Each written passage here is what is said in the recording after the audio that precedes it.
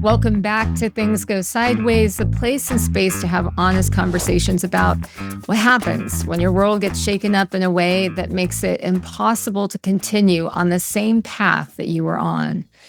Today, I am sitting down with Lindsay Friedman. Lindsay is a certified senior care advisor, long-term care expert, and the founder of Care Bloom and LT Care Nav. I'm going to have to ask her all about these businesses and more about it. But the important thing for you to know right now is that she built 2 tech companies, walked away from the second one after an asset sale, and swore she'd never build again. Then she became her grandmother's family caregiver, which led her to look at the thing that she said she'd never do again, build a company. And that then became the thing that she couldn't not do. So lots of sideways stories in this story. Lindsay, thank you for being here. You drew a hard line, and then life put you in a position where crossing it was the only honest move. I want to talk to you about what that looked like, about where your sideways story really began. And you can move this marker, but I thought maybe we start the time where you sold your second tech company and said never, ever again. Can you take us back to that moment and maybe say what you were so done with? Everything. So I think that everything, the ups and downs. So I think it was really the roller coaster ride. So anyone who is building a startup will tell you, like, you have these really great moments, and then the next day could just be so bad. And then, it's literally like you're at every different elevation of emotion. The first company I had was a total failure. Like, we had over 1 million pieces of content on it. Wow. So that was like a success, but I couldn't figure out how to monetize it. I was bleeding money every month, trying to keep it alive. And it's hard. Like, there was a huge letdown of saying, like, I can't do this. There's nothing from it. And the second company, which ended up having the asset sale, like, rolled out of that. And I was still young, and I still had like, I can do this. Yeah. And it was a really hard venture, to say the least. So what we actually did was, that fancy background removal we all see? Mm-hmm. I ended up having the patents on it. What? Yes. Oh my gosh. So we say asset sale, the patent sold. Holy, well, that's actually a big deal. I use that all the time, and so does everyone else. So that's kind of crazy. And those are all people who figured out how to actually make the tech work. Yeah, right. And we were really early. Like, I came up with this idea before I even had an iPhone. So when I came up with this idea, I was like, how to do it on a webcam. Wow. What made you even think to file a patent on it? I mean, I'm just thinking about, is that in your background? Is that in your family? What made you think to even do that? So no, and that is why it was probably not a success. Because I had no idea what I was doing. So my first company was a company called Writing Room.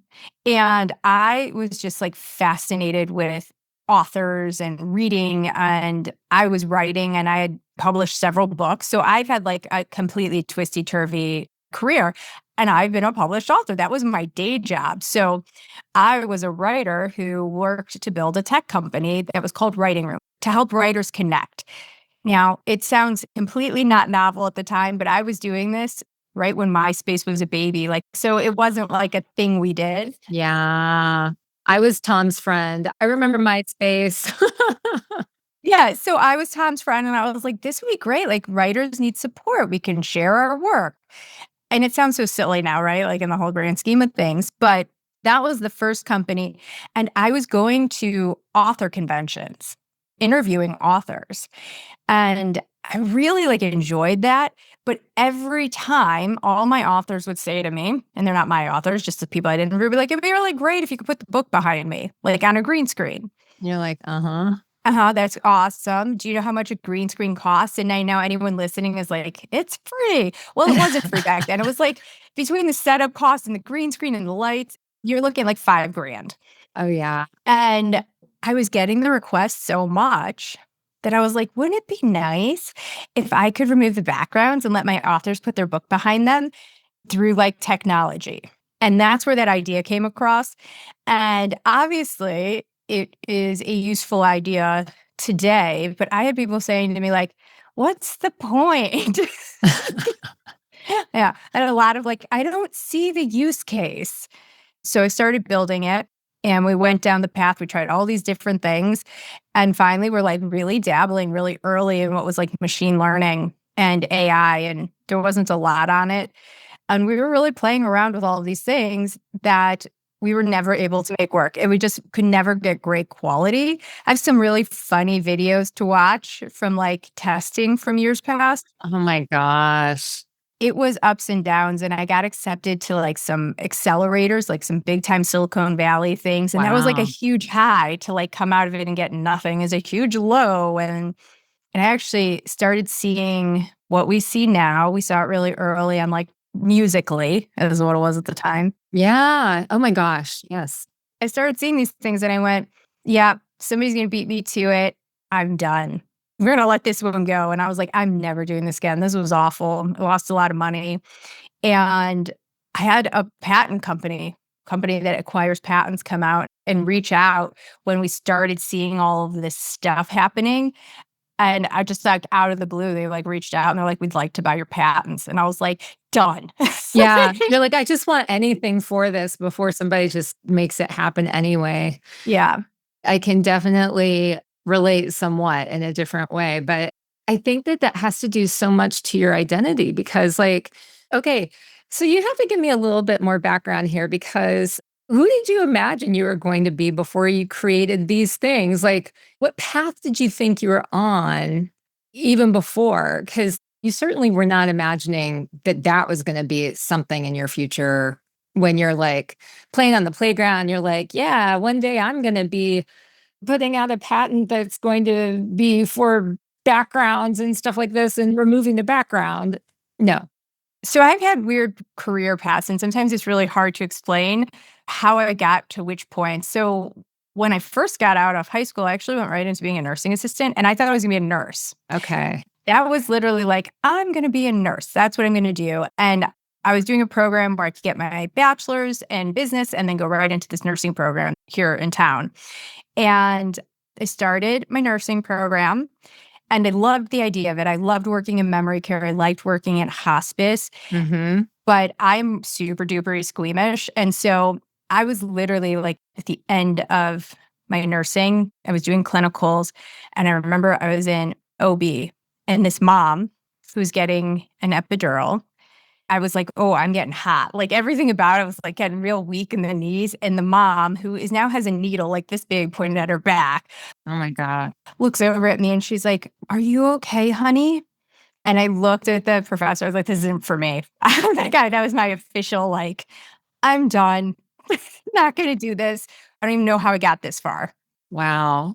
It's a shakeup. So clearly there's a part of you, I'm beginning to see how this stuff is shaping up. There's a part of you that's drawn to, you really feel and care and are interested in helping other people, and especially in that healthcare side of things. You discover definitely too squeamish to take the path you thought you were going to take. You become for a while this entrepreneur who is a tech entrepreneur who is like going after all of this stuff. You're like building businesses and figuring stuff out. And then you decide, absolutely, this is not who I am. I'm something else. So take me there.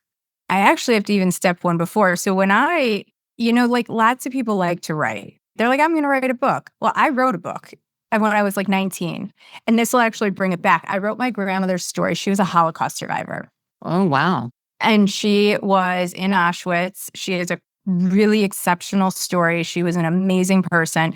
So I wrote this book when I was 19 with her. Wow. She was remarkable. I mean, the stories are incredible. So the book wrote itself. And then I actually ended up getting on this path of I was an author. Like that was my day job. So while I was building my companies, people are entrepreneurs and are like, oh, like, what do you do during the day? Like I was an author, like, which is a weird thing to say that was my day job. That's so odd. Yeah. That's so fascinating. I mean, it's such a young age to do that too. So you're knocking this stuff out real early in your life. Yes. So I actually wrote books, a lot of them, while I was building these tech companies. That was like my job.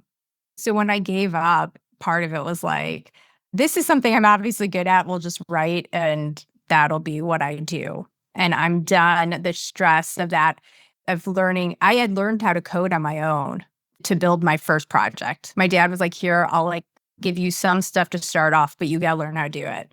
Wow. So when somebody says, we all have the same 24 hours in a day, I mean, you really put that to the test because you're learning how to code, writing books, you're like going out and doing all of these different things. And somehow you have the energy to do this. Somehow it's still kind of gelling together. Yeah. So I was in my 20s. I feel like 20-year-olds have their 24 hours are different than the 24 hours I have today. Yeah. It feels very different to me talking to you right now. Yes. Yes. I'm much more tired today than I was 25 years ago. So after that, I became my grandma's caregiver. And that kind of changed the experience completely for me. And we had a lot of issues. And what happened was I built what I needed. Mm-hmm. And I remember saying actually to my dad, I was like, I think I need to do this again. And he looked at me, like his eyes got real big and he was like, okay, you have fun with that. And that's been an adventure in itself. But it took such a personal experience to bring me back to the roller coaster, to getting in line for it. So I want to take a look at that in and of itself, because to make this big decision that you're like, it's absolutely not for me. I am so done with this. You're probably like, I'm always going to be a writer. I'm always going to have this part. So this is part of who I am. And I'm also doing this caregiving thing, putting the entrepreneurial business ownership over to the side. And yet, as you're starting to accumulate all of the things that you don't have that you wish you had, your brain is working at like, what would be nice to have? What would be really helpful? What we really need? So that goes into the business you create. Tell me a little bit about what you started noticing and when the ideas of what would be nice to have, when it got to the point where you started actually writing things down and saying, let me just make a list of the stuff that this thing would have. How long did it take you to get there? And what did that feel like? Years to have the product we have today.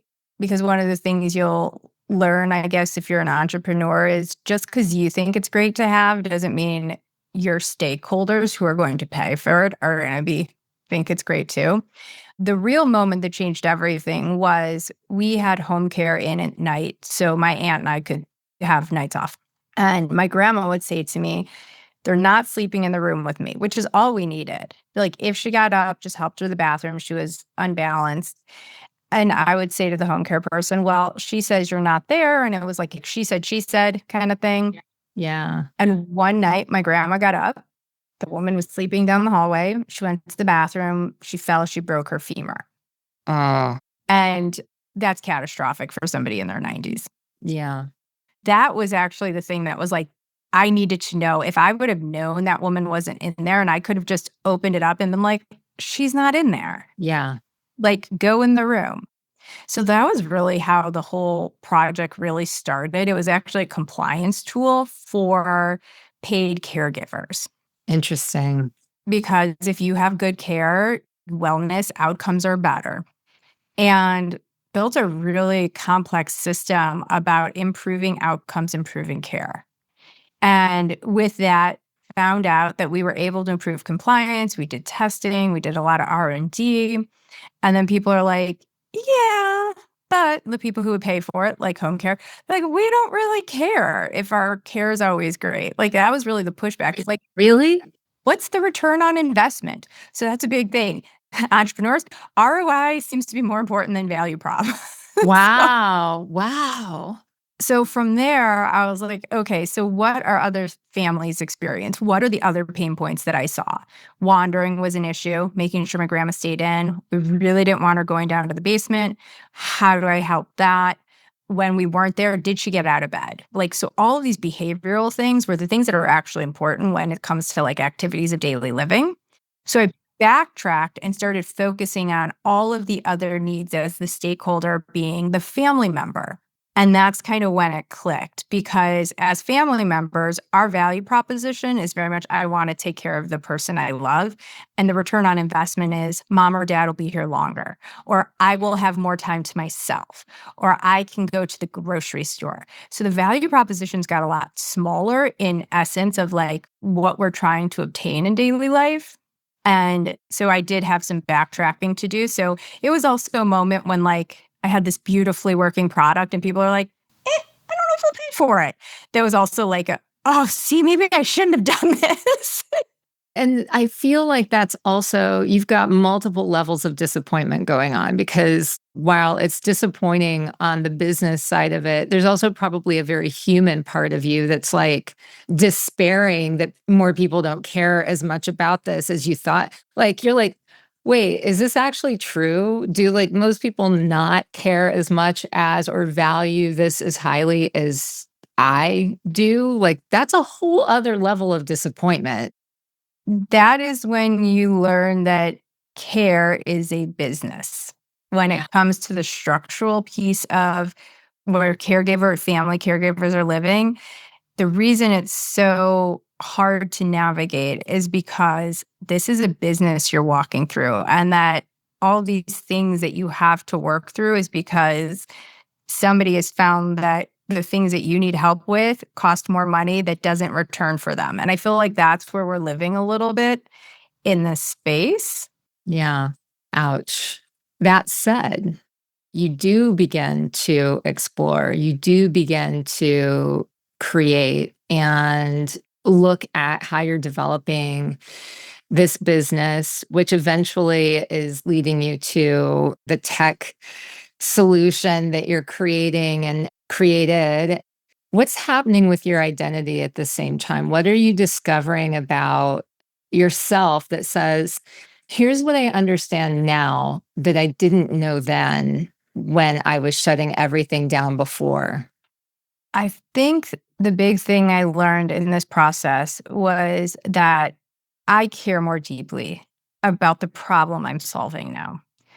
And because there's personal impact, and it's actually one thing I love about the space, there are some really smart people building some really beautiful things. And the ones who I think are doing it the best are the ones who tell me the story of, I cared for my mom. I had this experience with my grandma. And I feel like that's what has made this different. As hard as everything has been, the actual challenges of building a business, the tech challenges, all of that are the same. They're a little harder because this is a hardware product. So it is actually harder. But my drive of what I can do to help families stay together, to keep aging in place, to safety for quality of life, it's such a bigger driver that makes it so I don't want to quit, because the ultimate goal is still something that like is who I am. Yeah, that's interesting. So, do you mind if we go into talking a little bit about what it is that you created and how it exists today? Because I think that that's such an interesting part of the story. You know, I've been collecting a few of these sideways stories, and sometimes, especially when they involve business, it's really interesting to see how the businesses themselves have their own sideways moments and then change and take on a whole new identity that's sort of different than what they were before. So can you talk to me a little bit about what the business is today, how it exists, what it looks like, and if somebody is engaging with it, what it feels like to them? Right now, what it is it's our own smartwatch. So it's a smartwatch that connects with the system. The system's really easy to install. There's an app that does AI evaluations of behaviors. So family member puts watch on mom. It's really light. It looks like a Fitbit. And I can tell you, like, did they get out of bed? Did they take their medication? Did they take a shower? Did they not do these things? And everything is super customizable to what your loved one needs. So what do you need to keep an eye on? Yeah. Is it not leaving the house? Is it not going into a certain room? Is it trying to keep mom as independent as possible? So you send alerts to the watch like time to take medication. And if the watch doesn't validate that medications were taken, then you get the alert that says medication wasn't taken. Go call mom and remind her. So it really gives a lot of autonomy and independence to that person as well. So there's a lot of features. It's a big system. It is different than what we really went out to, because when I first started, it was about compliance of care.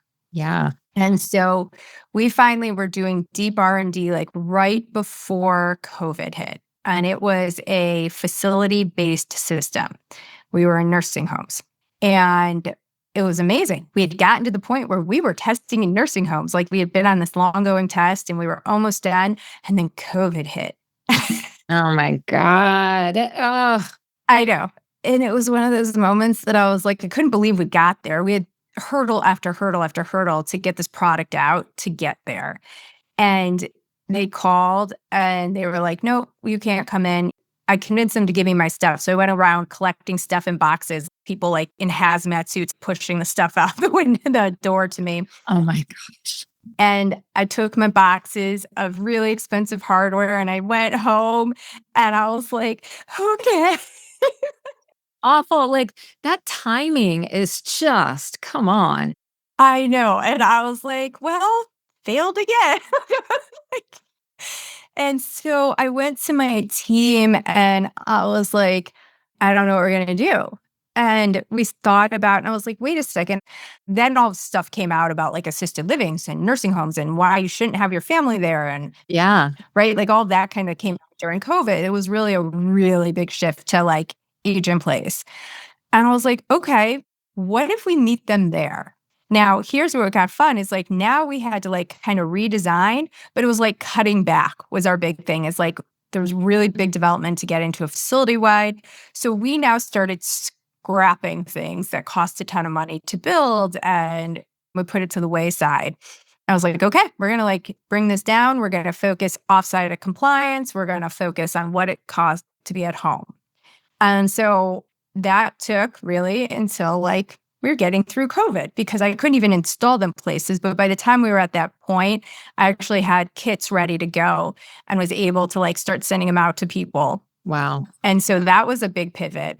So that helped get to where we are today. So we've had some other learnings that are really interesting.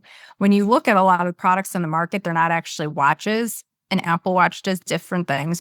So they're more like beacons, like the I fallen and I can't get up kind of things. One of our big learnings was that dementia patients don't know what those are. Yeah. And they're confusing. That would be interesting. Yeah. So we found that it was really hard to get something to stay on. So we were really tried to make it a watch. And so that was a big turning point for us too. And one of the things that was really important is we actually can tell you if our watch has been taken off. And we can tell you where it went, and we can tell you if it's been put back on. Well, I was thinking about it. I was like, so if it's things like taking medicine and are they trying to go into the basement? How do you do that? Is that with mapping software? Is there like, I mean, how would you even know? Is it customizable? It would have to be, right? There's multiple sensors. There's 2 sensors that go into each room. It works kind of with triangulation. This is our like secret sauce. That's how we're able to do that. So we are within like inches of where somebody is in a room. And then we take that data against movements and a lot of other things to understand what's actually happening. So that's where you are today. Where are you going in the future? I imagine because you seem like someone who has no shortage of ideas and you never seem to stop growing. So where are you headed? I think the thing that I really want to tackle is fall detection. And there's a lot of companies that are looking at it. And right now, fall detection is a really hard problem.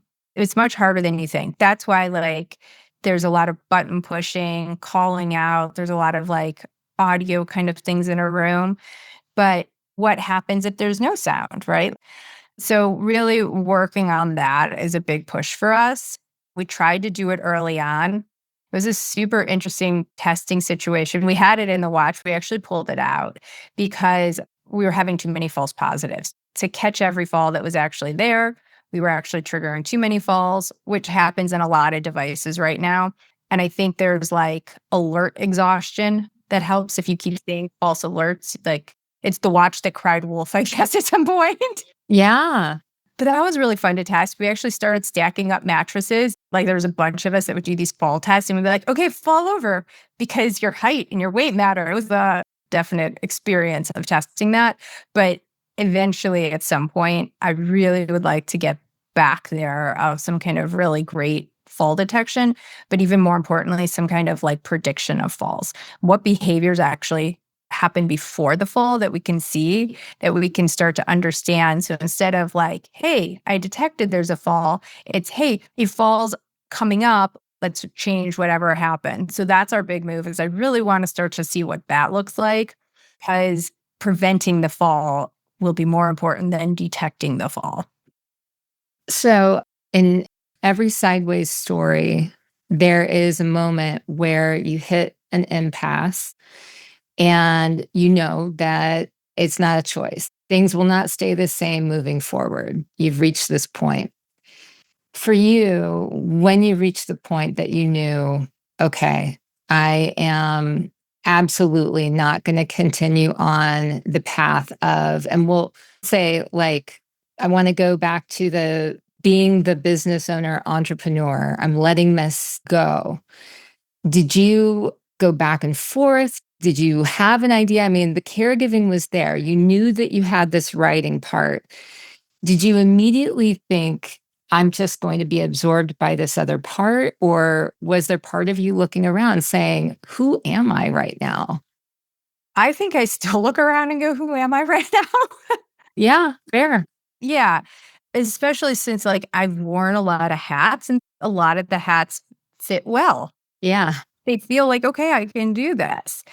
So I do think that I'm still trying to figure that out. That's the honest answer. Like, what is actually the natural fit? Like, where am I going to land? And I can tell you like what I like about my day that I really enjoy and what I don't like about my day. For me, it all comes back to like my favorite part of the day is creating. Where can I be creative? What can I develop? What can I iterate on? That to me is really fun. I think for a lot of entrepreneurs who are coming from it as the inventor, that's where we enjoy our time. And then there are people who really like the business aspect. I'm going to say this, and then so no one take advantage of me. I'm like not very cutthroat. Yeah. You're like, that's not the part that I am the most interested in. You're way more interested in solving the problem, way more interested in seeing it applied. I imagine for you, the dream would be seeing these people using it working, having those stories, seeing that you've created something and made manifest in the world because of your pursuit and creation, that this is existing and helping people. Yeah, I really want to see what I've done that helps families. And it's interesting because it all goes back to like when I was in memory care, where you're helping one person, one family at a time. That joy that I got from helping people, I'm hoping to be able to do it on a mass scale. So now I can help thousands of families at a time, still from something that I built, that I envisioned, that I was able to get out into the world. And we've gone through a lot of ups and downs in this story because it's like this sort of, we're on a ride, we're on a journey. When you look back at that and you think about this caregiver moving to entrepreneur to the caregiver and this undercurrent of writer the whole way through, and you think about what has been the hardest part about all of it, do you have an answer for that? I think the hardest part is realizing like the day-to-day of the business. There are still a lot of like real world things that are out of your control. Yeah. And COVID, that was a big one for us. Tariffs was a really big challenge for us. And so those things are not in your control. Also, sometimes when you have a customer who's using your product and they don't like it, this is the hardest thing. It's like that hurts my heart a lot. And I'm like, what can I do to fix it? Oh my gosh. But you can't also fix everything for one person. It might not be a fit. So there are things that are out of your control every day that you have to work your way through. And I think that's always been hard for me when I'm somewhat of a OCD control freak. Like everything to be nice and neat and controlled. So those things are also kind of hard, which is probably why the business part of it's a little hard for me. Yeah. My question for you at this point is, if there's somebody that's out there that is listening to this and they are going through their own sideways moment, having to do with identity and what their next step is, what feels honest to say to them right now? That you'll get through it. Don't have an expectation of what the end looks like. Because if you're trying to control the upside down moment, you're not going to be able to. So ride through it, and whatever comes on the other side, it's going to be okay. And when you get there, just take that and say, what can I do with what I have now? Excellent. I really enjoyed talking with you. And I know you have a podcast. Yeah. So it's called the Caregivers Compass, and it's actually attached to the other company that we didn't talk about called LT Care Nav. What we do is LT Care Nav has a lot of resources and tools, and we help you find the right person at the right moment. And we truly vet our providers and the people we're making recommendations to. So for my podcast, you can actually meet all the people that I recommend to families.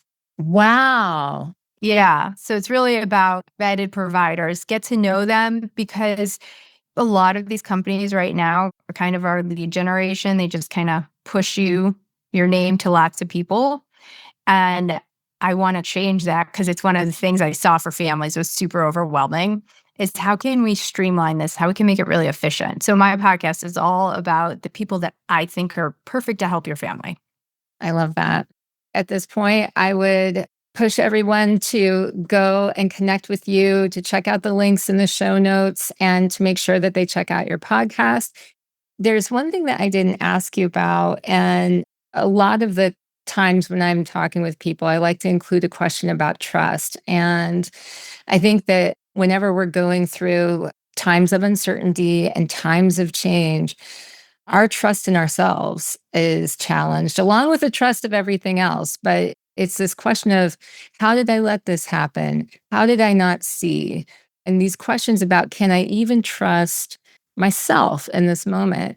When you think about your relationship with trust through these changes, what have you learned about that? What have you learned about your own relationship with trust in yourself through these different trials and tribulations? That not trusting yourself and self-doubt is what's going to keep you motivated to continue forward. I think arrogance, when that comes into play, you're losing a lot of the ability to grow as yourself. So that self-doubt is keeping you questioning. It's keeping you on the right path, and it's keeping you moving forward and growing. And I always go back to like that resilience and grit. Finding that deep within, that self-doubt is going to help push those things forward. And if you don't have that, like, how are you growing? How are you developing? Yeah. So having it there is going to keep you moving in a positive direction. Do you think that curiosity is one of those key things that keeps you growing and moving? Yes.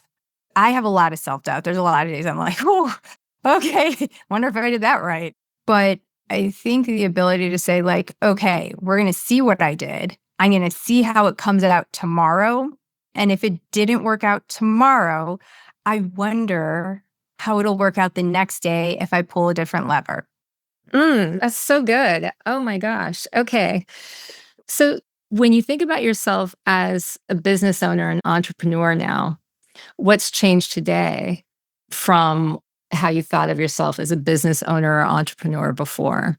I think the big thing is that I know it's okay if it doesn't work out on Monday or Tuesday. And like, I'm going to look forward to Wednesday, that there will be the up after the down. When I did my first couple companies, those lows like hit me hard. And it was hard to see like that something was coming around the corner. Now I know like, okay, it's going to be a bad day. Here's all these problems I'm going to deal with. But when I get past it, there'll be another up on the other side. And you don't have to enjoy the ride, but like get through that ride. Yeah, absolutely. All right. Okay. We've talked about a lot of different things today, talked about your businesses. I want people to see it. I want people to check out your podcast, but we also want to read your books and find out what's out there. So I'll make sure that they get the show notes.